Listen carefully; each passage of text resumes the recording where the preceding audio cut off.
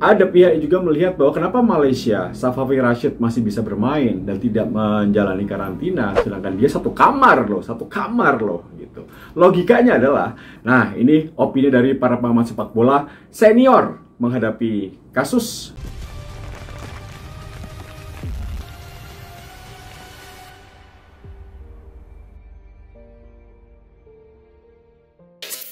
Elkan Bagot yang harus dikarantina dan tidak bisa bermain untuk timnas Indonesia tampaknya menjadi berita yang sangat besar, melebar, sehingga berita pertandingan antara Vietnam dengan Indonesia justru kalah. Nah, ini menarik. Peraturan harus kita taati, tapi aturan itu juga harus berlaku untuk semua pihak dengan rata dong. Nah, ini masalahnya adalah sebetulnya kalau kita melihat dari sebuah kasus Elkan Bagot tidak bisa tampil karena harus karantina, itulah aturan dari pemerintah Singapura, harusnya kita bisa menerima karena memang itu sudah dilakukan untuk semua aspek, dan memang kalau yang bepergian datang dari luar negeri memang harus mengikuti aturan karantina pemerintah setempat.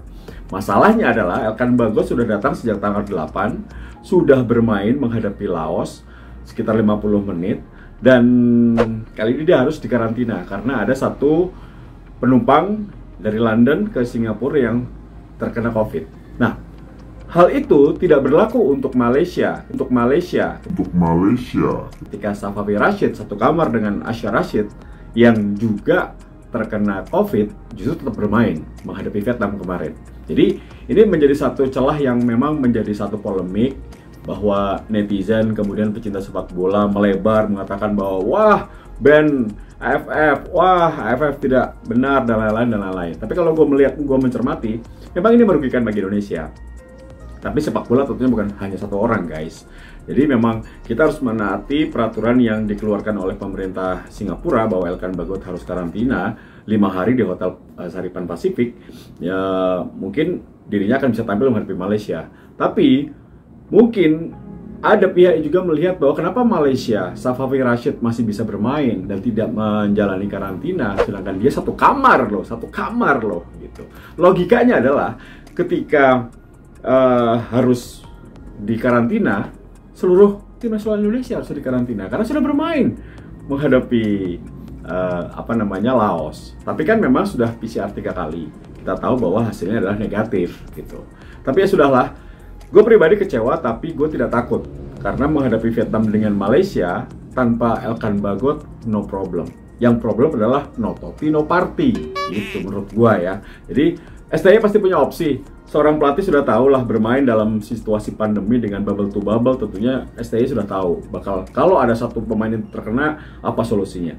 Kalau si A kena bagaimana solusinya, pasti sudah ada. Dan kita yakin bahwa dengan kasus ini bahwa membuat Evan Dimas dan kawan-kawan akan lebih fight ya. Jadi netizen, supporter Indonesia, kalem, jangan emosi. Kalau mungkin ada teori konspirasi atau ada kecurangan atau apapun itu, ya kita sekarang melihat dari sisi positif aja bahwa memang harus karantina sehingga tidak mempengaruhi pemain Indonesia yang lainnya. Masalahnya hanya ketidakadilan. Kalau peraturan harus kita taati, tapi kalau peraturan tidak diberlakukan untuk semuanya, itu namanya ketidakadilan. Dan itu yang bisa kita lihat bahwa Malaysia kok bisa, Indonesia enggak, itu doang. Maunya apa sih? Nah, itu opini gue ya. Tapi gue nggak takut karena gue yakin STY punya solusi. Ketika kehilangan Elkan Bagot pasti ada solusi lain. Karena Indonesia kan sepak bola adalah permainan tim, 11 pemain, guys. Itu opini gue.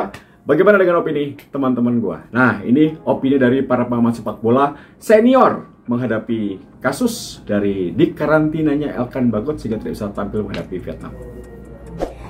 Absennya Elkan Bagot untuk pertandingan menghadapi Vietnam karena dia harus menjalani karantina mandiri setelah pemerintah Singapura meminta kepada Elkan yang berada dalam satu pesawat ketika perjalanan dari London ke Singapura, ternyata ada satu penumpang yang terpapar COVID-19.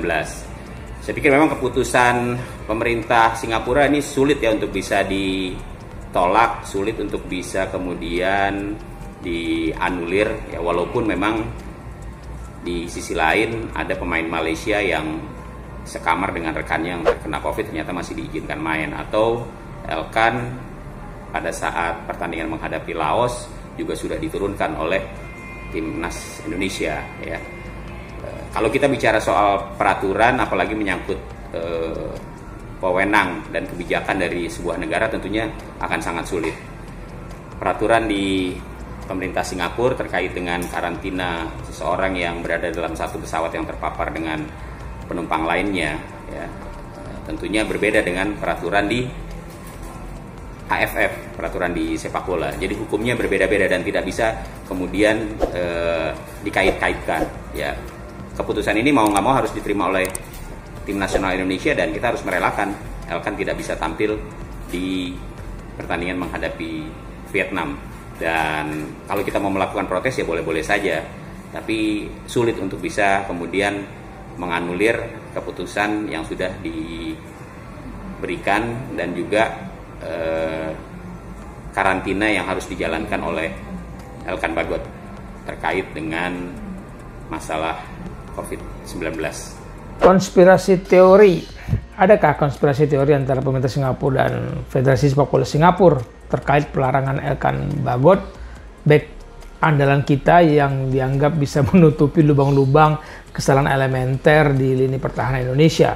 2 hari sebelum bertanding dilarang membela Indonesia melawan Vietnam oleh pemerintah Singapura.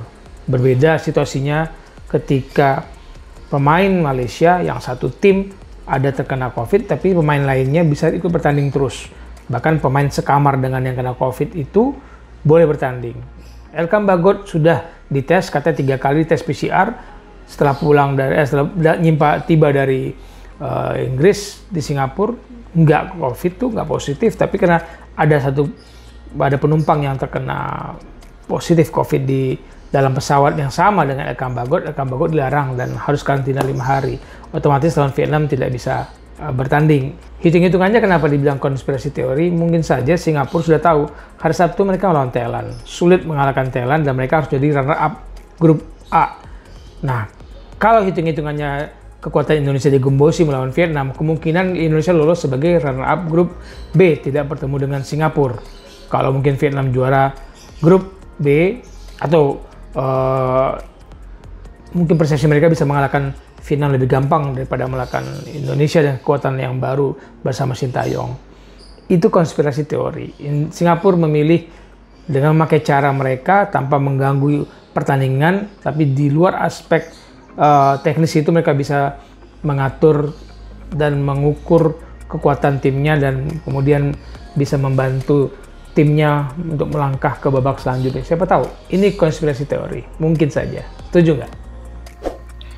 Oke, persoalan pemain timnas Indonesia Elkan Bagot yang tidak bisa tampil menghadapi Vietnam pada kejuaraan Piala AFF ini memang harus dilihat dari 2 sisi. Yang pertama adalah sisi dari peraturan pemerintah Singapura mengenai karantina yang pasti sudah diketahui oleh semua tim, termasuk Indonesia, termasuk Vietnam, semua tim yang dari luar negeri pasti tahu aturan itu.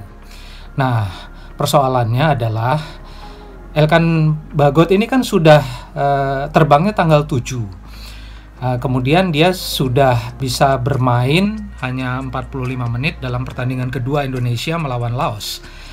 Jadi ada problem di sana. Dia sudah melakukan tes swab PCR dan dinyatakan negatif. Sehingga sebetulnya dari dia terbang bersama salah satu suspek COVID Omicron, itu dia sudah melewati masa inkubasi dan ketika dites negatif harusnya dia tetap bisa dimainkan.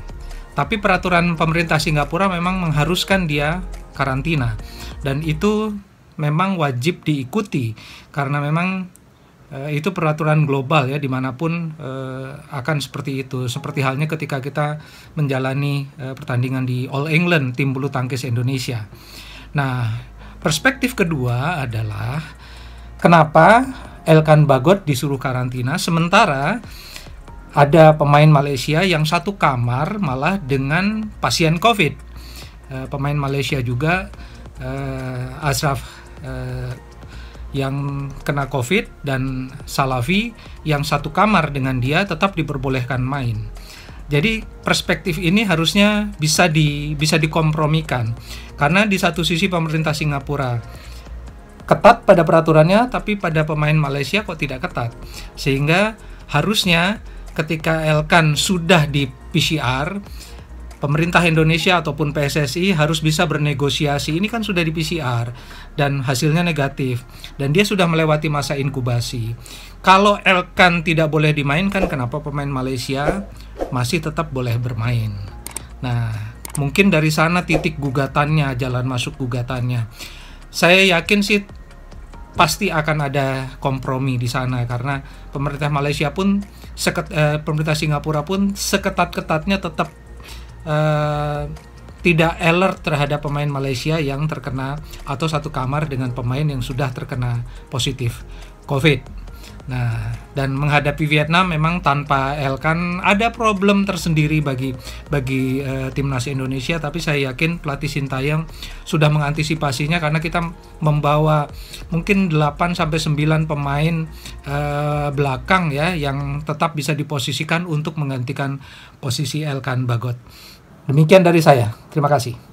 Sedikit menanggapi apa yang terjadi terhadap tim nasional, di mana Elkan Bagot yang kita ketahui saat sekarang harus menjalani karantina. Salah satu topik yang selalu kita bahas di dunia kepelatihan di saat pandemi ini adalah bagaimana pelatih mempunyai tanggung jawab yang bertambah di saat COVID untuk bisa memastikan para pemainnya tidak COVID dan tentunya memenuhi standar atau aturan dari negara di mana kita berada. Saya pikir 2 poin ini sudah kita sama-sama ketahui bahwa setiap negara punya policy berbeda-beda, dan kita tahu sebenarnya Elkan Bagot di pertandingan pertama belum bermain dan Indonesia tetap menang. Saya melihat jangan dibesar-besarkan hal ini, karena sepak bola itu adalah permainan tim, tidak boleh tergantung kepada 1 atau 2 pemain, sehingga kalau tidak ada kita merasa ada kekurangan. Saya pikir skuad yang ada masih bisa dan mampu mengatasi apa yang terjadi saat ini, dan mudah-mudahan kita berharap tentunya hasil yang terbaik buat timnas Indonesia. Sukses dan jaya selalu timnas Indonesia. Wassalamualaikum warahmatullahi wabarakatuh. Kontroversi mengenai ketidakbolehan Elkan Bagot untuk memperkuat tim nasional Indonesia melawan Vietnam. Saya pikir juga apapun kita memang harus mematuhi aturan yang sudah digariskan oleh AFF, dan dalam hal ini AFF mengacu kepada peraturan oleh pemerintah Singapura. Memang jadinya seperti aneh, odd, karena kenapa? Elkan Bagot kan baru datang dari Inggris saat itu beberapa hari yang lalu, dengan kemudian dia bisa bermain melawan Laos sebagai pemain cadangan menggantikan Rahmat Irianto, tapi kemudian tidak boleh dan harus karantina karena salah satu penumpang yang pesawatnya yang bersama dengan dia disinyalir terdampak dengan virus Omicron yang dianggap sangat berbahaya. Ini kenapa pemerintah Singapura kemudian memutuskan untuk membuat Elkan Bagot tidak bisa bermain dan harus dikarantina. Tapi yang menariknya adalah ada 2 pemain Malaysia yang juga terkena virus bersama dengan rekannya sekamar, tetap dibolehkan main. Jadi kontroversinya seputar itu. Tapi saya pikir juga hal apapun Sintayong harus berpikir bahwa tim, terutama lini belakang mereka, walaupun harus menghadapi serangan deras dari Vietnam, pastinya tidak terpengaruh walaupun tidak bisa mengandalkan Elkan Bagot. Bagot membuktikan bahwa pada saat berhadapan dengan Afghanistan, dia bermain tanpa celah. Dia keluar, ada 1 blunder dari timnas kita. Itu yang tidak boleh terjadi, karena blunder kerap kali terjadi pada saat kita menang dari Kamboja dan menang dari Laos. Ini yang tidak boleh terjadi. Apapun, kita harapkan adalah Elkan Bagot bisa bermain melawan Malaysia nanti, dan ini pasti akan lebih menguntungkan tim kita. Memang tidak fair, tapi saya juga tidak berspekulasi bahwa ini akal-akalannya pemerintah Singapura atau akal-akalannya Federasi Sepak Bola Singapura untuk memenangkan segala cara. Karena apapun, batas level kekuatan runner-up yang kemungkinan akan datang dari grup B antara Indonesia dan Malaysia juga sama kuatnya, dan belum tentu bahwa Singapura akan menjadi juara umum. nggak mau seuzon, nggak mau spekulasi bahwa ini adalah akal-akalan, tapi memang sangat disayangkan kita tidak bisa diperkuat oleh Elkan Bagot. Guys, itu bagaimana opini dari wartawan-wartawan senior, pengamat sepak bola senior. Semoga bermanfaat, dan memang ketidakadilan dalam sebuah peraturan itu kunci dari inti masalah Elkan Bagot. Tapi semoga saja ini tidak berpengaruh, justru memberikan motivasi lebih untuk Evan Dimas dan kawan-kawan untuk lolos dari semifinal dulu deh, baru nanti berpikir bagaimana caranya menjadi juara AFF untuk pertama kalinya. Gitu dia. Oke, terima kasih sudah menyaksikan DS10 TV. Kita ketemu lagi di konten-konten berikutnya. Tentunya tetap sehat, dukung terus sepak bola Indonesia, Timnas Garuda Jaya.